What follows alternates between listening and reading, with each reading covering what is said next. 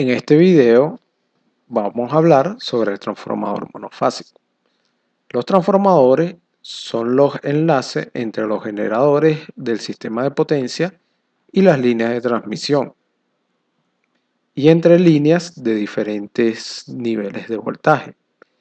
Las líneas de transmisión operan a voltajes nominales hasta de 765 kV línea a línea.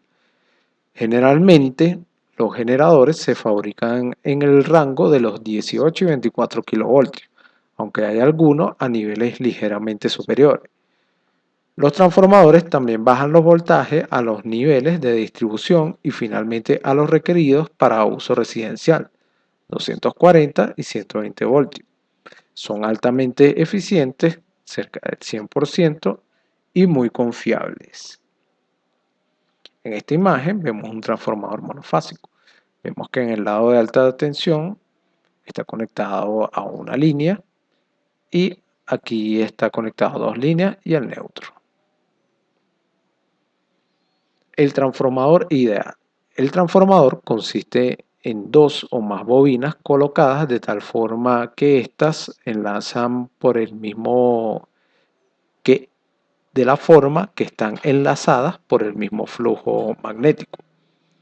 En un transformador de potencia, las bobinas se colocan sobre un núcleo de acero con el propósito de confinar el flujo de manera que el que enlace una bobina también enlace a todas las demás.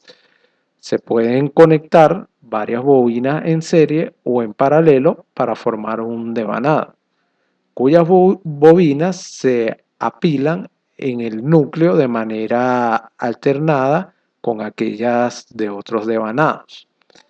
En la figura siguiente se muestra cómo se pueden colocar dos devanados sobre un núcleo de acero para formar un transformador monofásico del tipo acorazado.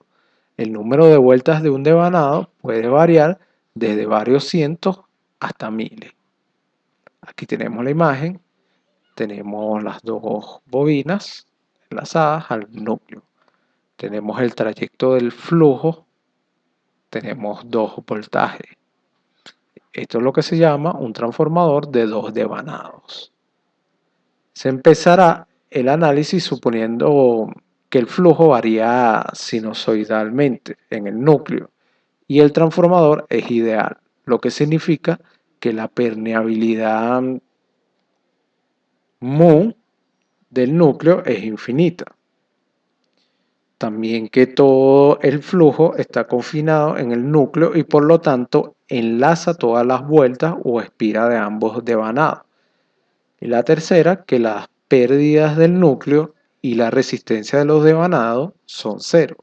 Así los voltajes E1 y E2 inducidos por la variación del flujo son iguales a los voltajes en los terminales B1 y B2. Entonces aquí vemos dos voltajes inducidos por esta variación de flujo. De la relación entre devanados mostrado en la figura anterior, se puede ver que los voltajes instantáneos E1 y E2 inducidos por el flujo variable están en fase cuando se definen por las marcas de polaridad más y menos indicadas. Entonces, por la ley de Faraday, tenemos la siguiente ecuación. Recordemos la ley de Faraday que la mencionamos en el principio de inducción de corriente inducida.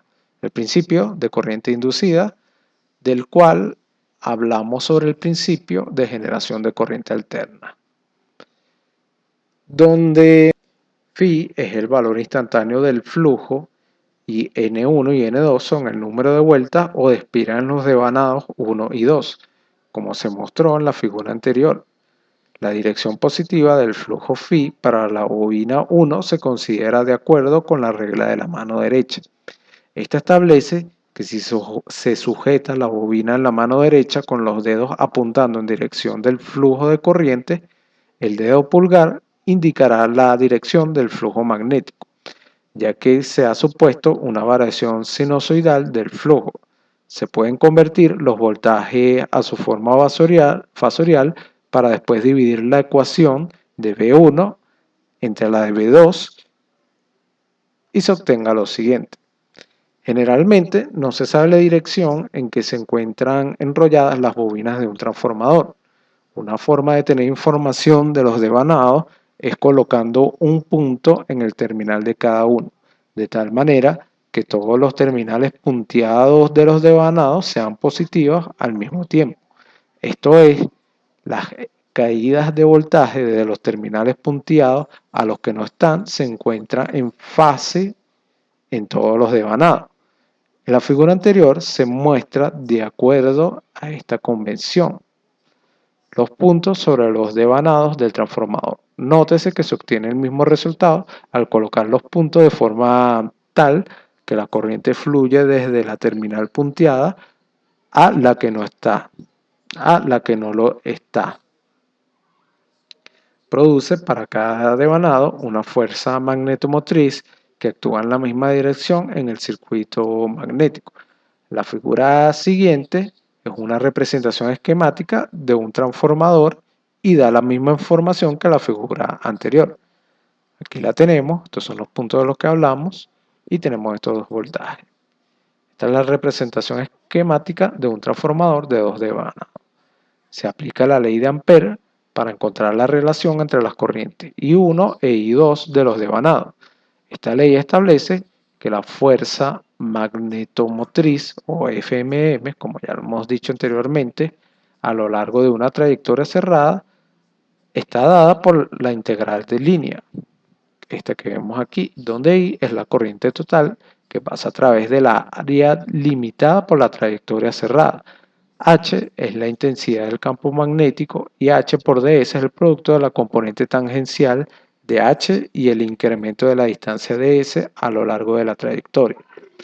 Al aplicar esta ley a cada una de las trayectorias del flujo cerradas que se muestran por las líneas punteadas en la figura anterior, se encuentra que I1 está enlazada N1 veces y que I2 lo está N2 veces. Sin embargo, N1 por I1 y N2 por I2 producen fuerzas magnetomotrices en direcciones opuestas. Así que esta integral sería igual a esto que tenemos aquí. Recordemos un poco la figura anterior. Aquí la tenemos. Tenemos los flujos, los puntos y tenemos la dirección.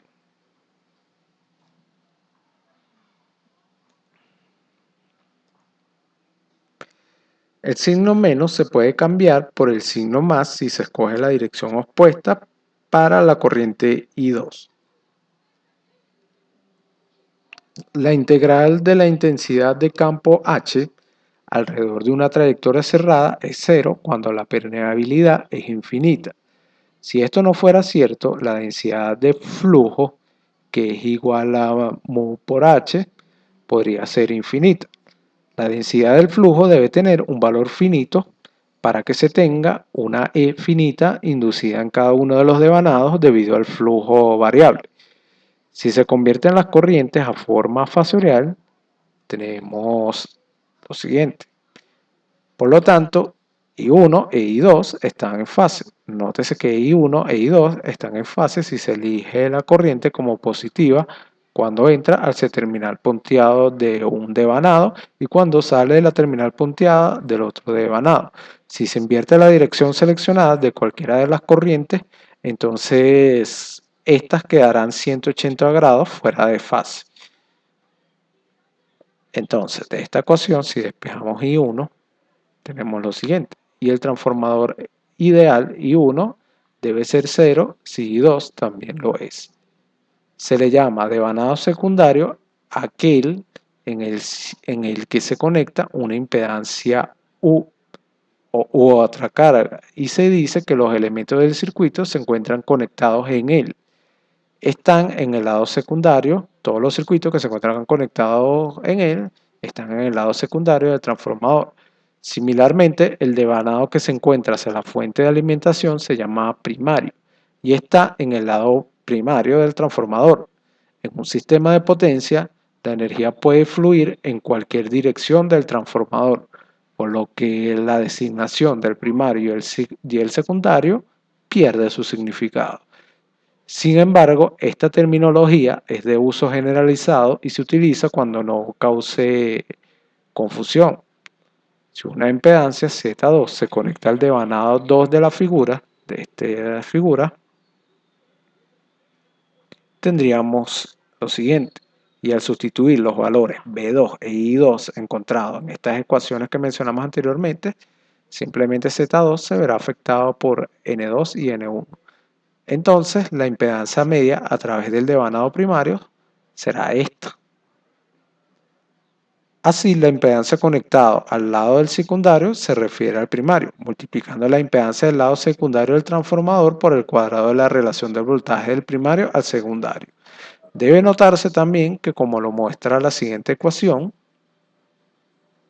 como lo muestra esta ecuación de potencia, tenemos que S1 es igual a S2, lo que significa que debido a que se ha considerado un transformador ideal, la potencia compleja que entra en el devanado primario es igual a la potencia compleja que sale en el devanado secundario. Aquí tenemos un ejemplo donde debemos encontrar B2, I2, Z2 y la impedancia Z2' definida como el valor de Z2 referido al lado primario del transformador. Si el circuito de la figura anterior, N1 es igual a 2000 vueltas, N2 es igual a 500, B1 es igual a 200, I1, 1200, perdón, I1, B1 igual a 1200 e I1 igual a 5 menos 30 grados, con la impedancia Z2 conectada a través del devanado 2. Esta es la figura de la que estamos hablando, del ejercicio. Entonces, suponemos que se conecta una impedancia Z2 a través del devanado 2. Entonces debemos referir esa impedancia. Entonces tenemos por la relación, tenemos los números de vuelta, tenemos el voltaje que quedaría referenciado a la parte 2, tenemos I2, aplicamos la relación de N1 entre N2, encontramos la impedancia para Z2 y luego finalmente referimos la impedancia Z2, con lo que obtenemos lo siguiente. También una forma alternativa simplemente sería agarrar el voltaje referido y la corriente y simplemente dividirlos. El circuito equivalente de un transformador monofásico.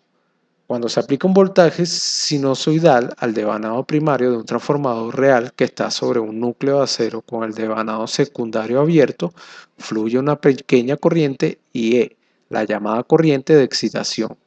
La componente mayor de esta corriente se llama corriente de magnetización y corresponde a la corriente que pasa a través de la susceptancia a través de la magnetización Bm en la siguiente figura. La corriente de magnetización produce el flujo en el núcleo. Aquí lo tenemos. Aquí tenemos las dos bobinas y aquí tenemos lo mencionado anteriormente.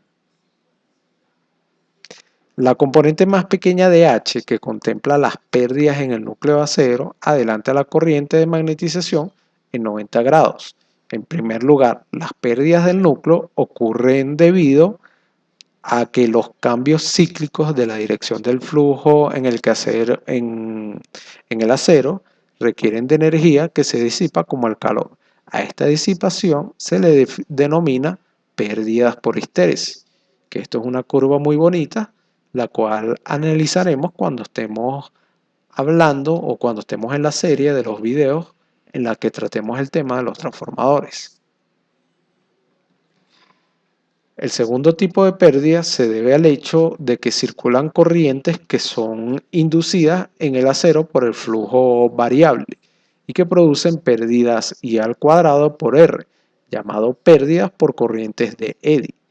Las pérdidas por histéresis se reducen mediante ciertas aleaciones de alto grado de acero para construir los núcleos. Las pérdidas por corrientes de Eddy se reducen si se construye el núcleo con hojas de acero laminado.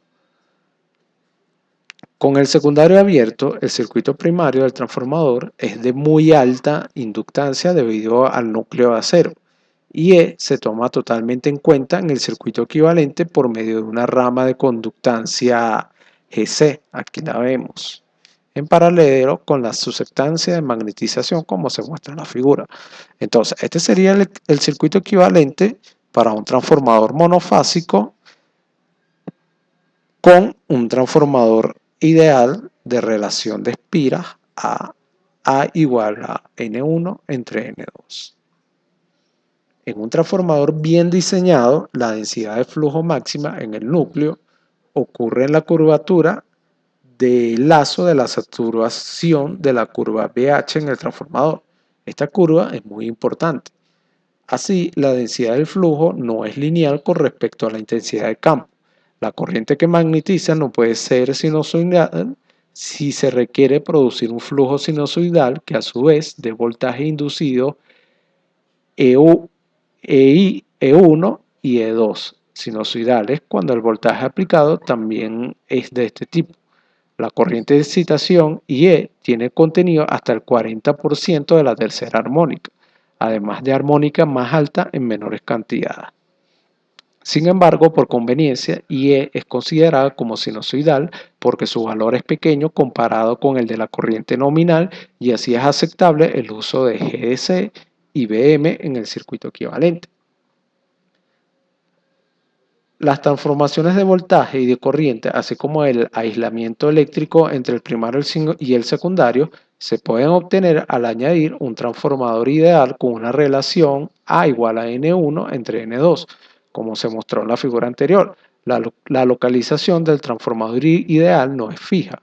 Por ejemplo, se puede mover hacia la izquierda pasando los elementos en serie al cuadrado por R2 y A al cuadrado por X2, que vienen a ser la resistencia R2 y la reactancia de dispersión del devanado secundario.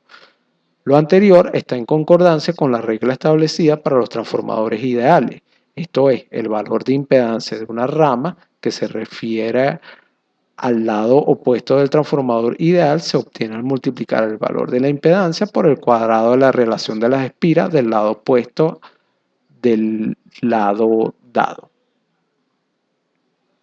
Se puede emitir el transformador ideal del circuito equivalente si se refieren todas las cantidades al lado de baja o al de alta tensión del transformador. Si no se tiene el transformador ideal, se debe ser cuidadoso de no crear cortocircuitos innecesarios cuando se desarrollen los equivalentes para transformadores con múltiples devanados. Muchas veces no se tiene en cuenta la corriente de excitación porque es muy pequeña comparada con las cargas usuales de corriente. Y para simplificar más el circuito se considera lo siguiente, R1 y X1, con el fin de obtener el equivalente de la figura del equivalente. Todas las impedancias y voltaje en la parte del circuito que están conectados a los terminales del secundario se deben referir al primario.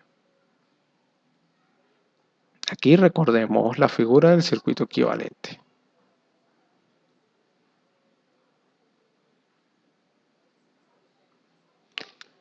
Se define la regulación de voltaje como la diferencia entre la magnitud del voltaje a plena carga y la magnitud del voltaje sin carga, en % del voltaje a plena carga, medido en las terminales que se coloca la carga y conservando el voltaje de entrada constante. En forma de ecuación se representa de esta forma.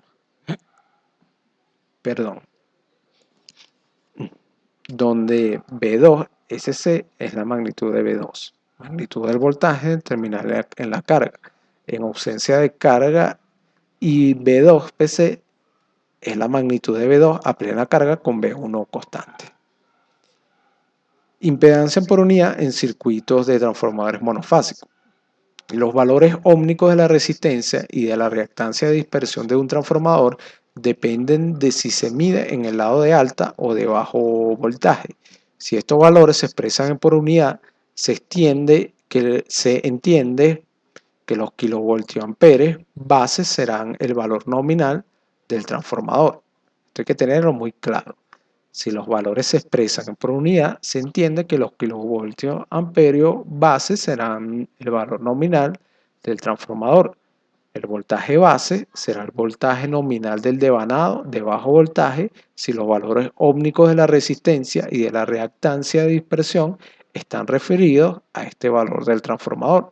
De la misma manera, el voltaje base se tomará como el valor nominal del lado de alto voltaje si los valores ómnicos se refieren a este lado del transformador, como se demuestra en el siguiente ejemplo. La impedancia por unidad de un transformador es la misma sin importar si se determina desde los valores ómnicos referidos a los lados de alta o bajo voltaje de los transformadores. Entonces, para verlo más claro con un ejemplo, si tenemos un transformador monofásico y se tienen los valores nominales de 110 voltios y 440 voltios, tenemos una potencia de 2.5 kVA. La reactancia de dispersión medida desde el lado bajo de voltaje es de 0.06 ohmios. Determine la reactancia de dispersión en por unidad. Entonces, la impedancia base de bajo voltaje simplemente sería este valor entre 2.5, el cual nos da la impedancia base.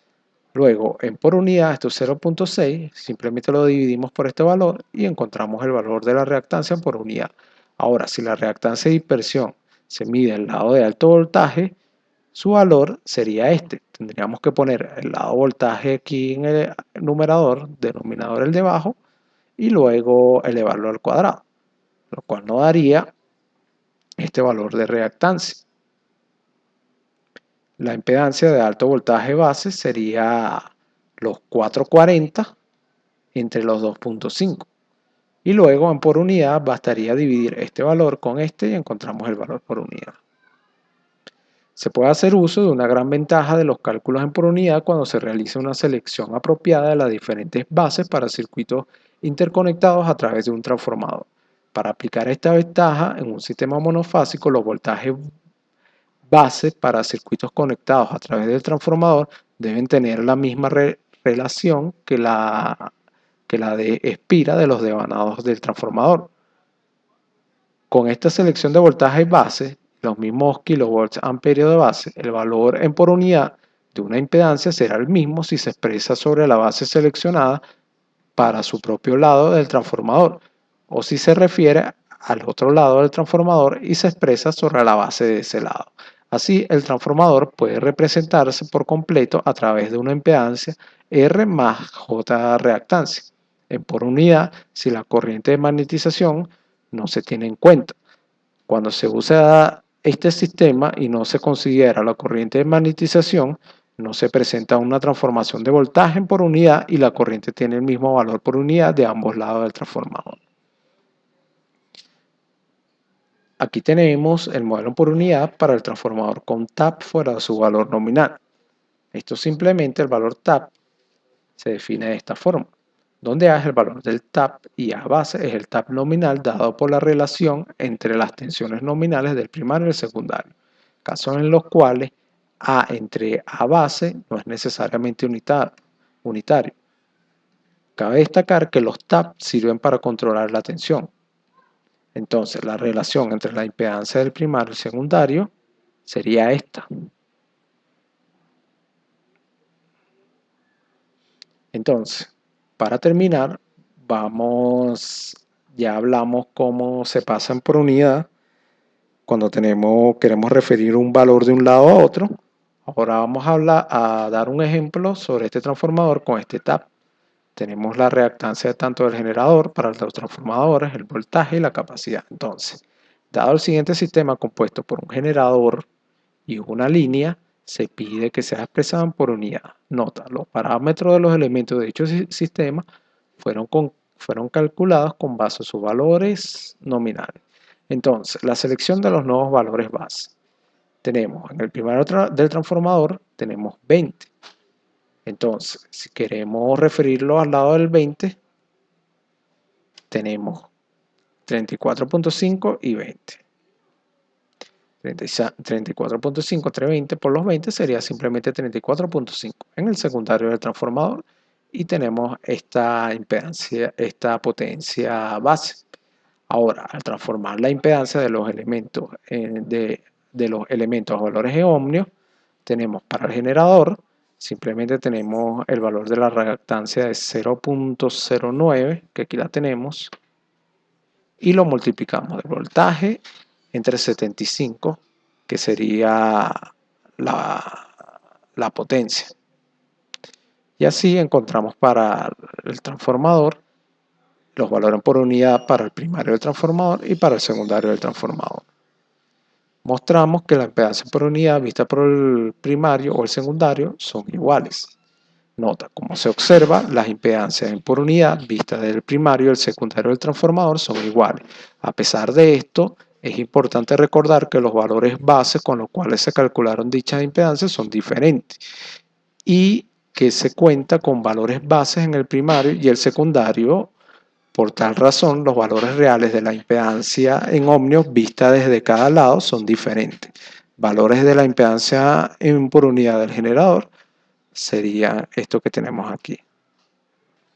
De esta manera concluyo este video. Ya hemos visto en qué consiste un transformador monofásico. Sin más nada que agregar, los invito a continuar en el próximo video.